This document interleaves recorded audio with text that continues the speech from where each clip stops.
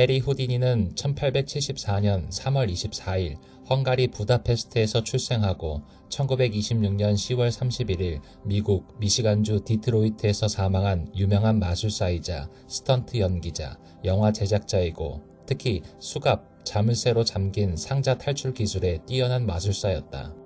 다만 우리가 흔히 쓰는 스턴트맨이나 영화 제작자라는 말과는 의미가 조금 다르다.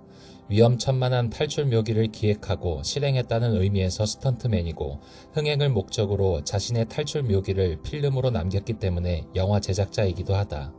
후디니라는 이름은 예명으로 현대 마술사의 원조라 볼 수 있는 프랑스의 장 외젠 로베르 우댕의 이름에서 따왔다.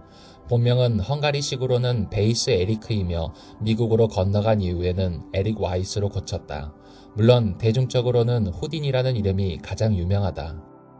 헝가리 부다페스트에서 유대교 랍비의 아들로 태어났으나 4살 때 미국 위스콘신주 애플턴으로 건너갔다. 헝가리에서 살았던 기억은 없다고 한다. 그래서인지 훗날 인터뷰에서는 본인이 위스콘신에서 태어났다고 주장하기도 했다. 후디니는 손으로 하는 마술은 장난감 다루는 수준이었고 그의 마술사로서의 특기는 탈출 마술이었다.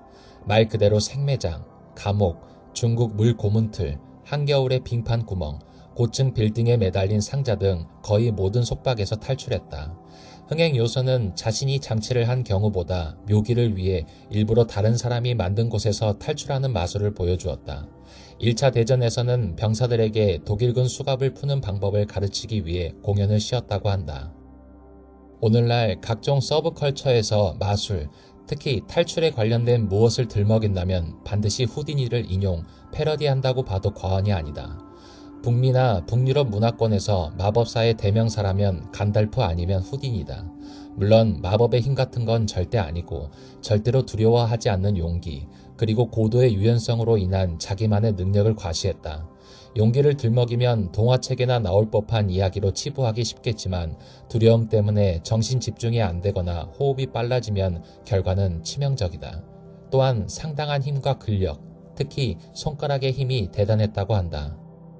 사망 원인은 질병이 아닌 후디니 스스로가 부린 객기가 연관된다. 후디니의 특기 중에는 배로 강펀치를 받아도 멀쩡한 묘기가 있었는데 그 묘기는 사실 근육의 준비가 필요했다. 어느 날 후디니가 캐나다 몬트리올에서 공연을 끝내고 분장실에 찾아온 당시 맥길 대학교의 학생인 조슬린 고든 화이트헤드와 이야기를 나누던 중 조슬린이 당신은 배를 아무리 세게 쳐도 괜찮다면서요? 라고 말하며 힘을 빼고 있는 후디니의 배를 갑자기 강하게 때리는 바람에 후디니는 엄청난 통증을 느꼈으나 억지로 참으면서 몇 방 더 당해주었다고 한다. 이 일화가 그의 객기인 이유는 첫 한 방은 그렇다 치고 뒤에 몇 방은 후디니 본인이 일부러 당했기 때문이다. 이로 인해 맹장염이 발생했으며 의사에게 수술을 받으라는 공고를 받은 뒤에도 공연 때문에 거부했다. 실제로 1부 공연 뒤 기절했다가 다시 일어나서 2부 공연을 마칠 정도로 열정이 대단했다. 공연을 마치고 수술을 받았으나 이미 늦은 상태였고 결국 후디니는 맹장 파열로 사망했다. 단순한 우연의 일치지만 사망일이 10월 31일 할로윈이다. 후디니는 자신의 사후, 자신의 마술 도구들이 모두 폐기되기를 바랐다.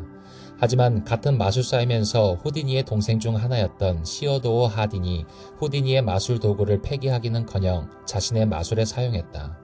후에 하딘의 제자가 후디니의 마술 도구를 경매에 내놨다. 450개 이상의 물품이 팔렸고 총 판매 가격은 110만 달러 정도였다고 한다.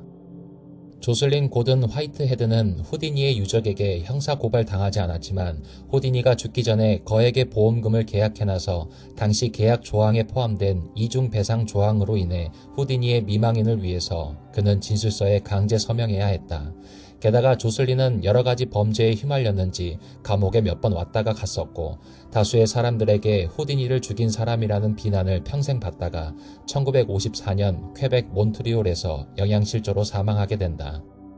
후디니는 유대인 이민자의 아들로서 어린 시절에는 가난했지만 그러한 상황에도 자신의 생계를 책임져준 어머니를 무척 존경했다. 어머니가 죽자 충격을 받아 죽은 사람의 영혼을 불러온다는 강령술에 심취하는 바람에 꽤 많은 돈을 날렸다. 하지만 뛰어난 마술사답게 속임수를 꿰뚫어보고 강령술이 말도 안 되는 것임을 깨닫게 됐다. 일례로 어떤 공개 교령회에서는 후디니 모친의 영혼이 나타나 후디니를 유창한 영어로 후디니 하고 찾았다. 문제는 후디니의 모친은 이민 1세대라 영어를 전혀 못했고 후디니는 예명이었다. 즉 모친이 아들의 본명이 아닌 예명을 부를 리가 없었다. 이 때문에 나중에는 오히려 강령술의 거짓을 밝히고 타파하고 다니는데 힘을 썼다. 실제로 관객들 앞에서 초능력을 증명하면 1만 달러를 주겠다고 공언하기도 했으며 미국 분과위원회에 출석해 점성술 금지법을 위해 증언하기도 했다. 당시의 강령술은 죽은 자의 메시지를 전달하거나 어둠 속에서 어떤 물체가 갑자기 움직이는 시기였다. 어둠 속에서 물체가 움직이는 트릭은 후디니 본인이 직접 시연을 통해서 폭로했다. 이 때문에 강령술사들이 후디니를 꺼리자 사립탐정을 고용해 다른 트릭들을 폭로했다. 탐정에게 가상의 죽은 딸을 가진 아버지를 연기하게 해서 강령술사에게 가서 죽은 딸의 메시지를 받아오게 했다.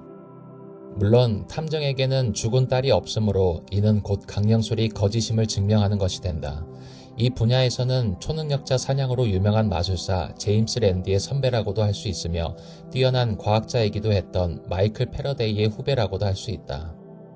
호디니는 자신이 죽은 후에 강령술사들이 강령술로 자신을 불러내었다고 거짓말을 할까 두려웠다.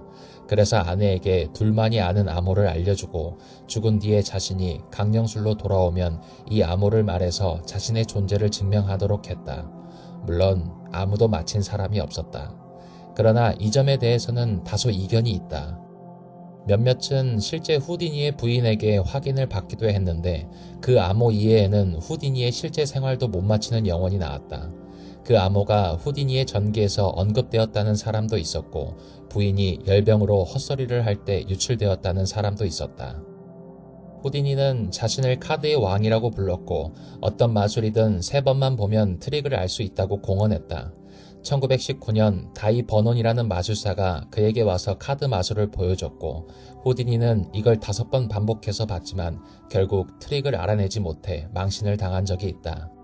이 마술은 관객이 고른 카드를 대개 2번째나 중간에 집어넣지만 다시 맨 위로 올라오는 마술로 오늘날엔 앰비셔스 카드라는 이름으로 알려져 있다. 후디니를 속인 트릭이라는 별칭으로도 불린다. 이후 다이 버논은 이 일로 후디니를 속인 남자라는 별명을 얻으며 유명해졌고 20세기를 대표하는 위대한 마술사 중 한 명이 된다. 1949년 당시 24세였던 영국의 마술사 알란이 후디니의 죽음을 기리기 위해 알몸으로 땅에 들어가 탈출 마술을 시도했으나 실패해서 사망할 뻔한 사건이 있었다. 다행히 매장된 뒤에 반응이 없는 것을 보고 문제가 생긴 것을 직감한 관계자들이 흙을 다시 파내 알란을 구출했다. 당시 알란은 기진맥진한 상태로 조금만 늦었으면 사망할 수도 있었다고 한다. 다행히 무사히 살아남은 알란은 이후 미디어에 출연하며 유명세를 탔고 2014년 사망할 때까지 마술사로 활동했다.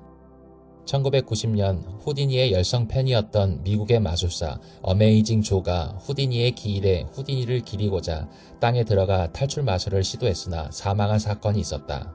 알란과 달리 조의 마술은 유리로 된 관에 들어간 뒤 관째로 0.9m 깊이의 땅에 묻고 흙을 다시 메운 뒤 탈출하는 마술이었다. 그날은 추가로 시멘트 1.2m를 더 올리고 마술을 하려고 했는데 따로 시멘트를 올리는 걸 테스트해보지 않고 유리관이 흙과 시멘트를 합한 무게를 못 이겨 그대로 깨진 게 사망 원인이었다. 호디니는 추리소설가 코난 도일과 친분이 있었다. 강령술에 대한 태도 문제로 결국 척을 졌다는 이야기가 전해진다. 도일은 후디니의 여러 탈출 기술이 심령적인 능력에서 왔다고 할 정도로 강령술의 강한 신봉자였다. 즉 구속된 상태에서 심령이 분리되어 수갑을 비롯한 구속구를 풀고 다시 원래의 몸으로 돌아가 탈출한다고 생각한 것이었다. 영화 제작사를 차렸으나 대차게 말아먹었다. 후에는 배우로서 5편의 영화에 출연하기도 했으며 이때 찰리 채플린을 비롯한 배우들과도 친분을 맺게 된다. 보통 버터플라이 나이프로 알려진 발리송 기술 중에 후딘이라는 이름의 기술이 있다. 꽤나 까다로운 기술인데 하는 방법은 발리송을 편 상태에서 바이트 핸들을 몸 안쪽으로 잡은 백핸드 그립으로 레치를 잡는다. 그 다음 손을 흔들어 발리송을 살짝 띄우는데 발리송이 다시 손으로 돌아오기 전에 레치를 엄지와 검지로 힘을 주어 돌리면 발리송이 같이 한 바퀴 회전하면서 다시 오픈 상태의 백핸드 그립으로 잡게 된다. 후디니의 무덤은 반달리즘의 상징 중 하나이다. 실제로 끊임없이 반달을 당해왔으며 후디니의 유해는 이미 한참 전에 독을 당해서 없어졌다는 의혹이 끊임없이 나돌 정도였다. 얼마나 심했으면 나중에 마술사들이 힘을 합쳐 후디니의 무덤을 다시 복원하기도 했다. 2007년 개봉한 데스 디파잉, 어느 마술사의 사랑 등 후디니를 소재로 한 영화가 있지만 진정한 전기 영화는 1953년작인 후디니를 들 수 있다.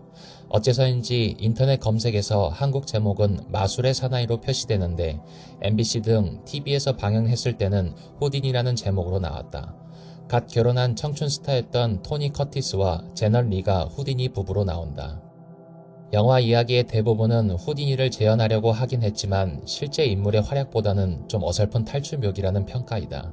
탈출 묘기에 빠진 후디니가 진정한 마법의 힘을 건드리고 그 결정체인 중국 문 고문틀에 도전하다가 드라마틱한 최후를 맞이한다는 내용이다. 다만 후디니는 생전에 이 묘기를 상당히 많이 했으나 실제 사망과는 관계가 없다. 음악 문라이트 섀도우는 이 영화의 영감을 받아 작곡되었다. 2014년 후디니는 미국 TV 채널인 히스토리에서 방영한 에이드리언 브로디 주연의 2부작 미니 시리즈이다. 후디니의 마술과 관련된 활약과 허구적 요소를 엮은 시대극이다.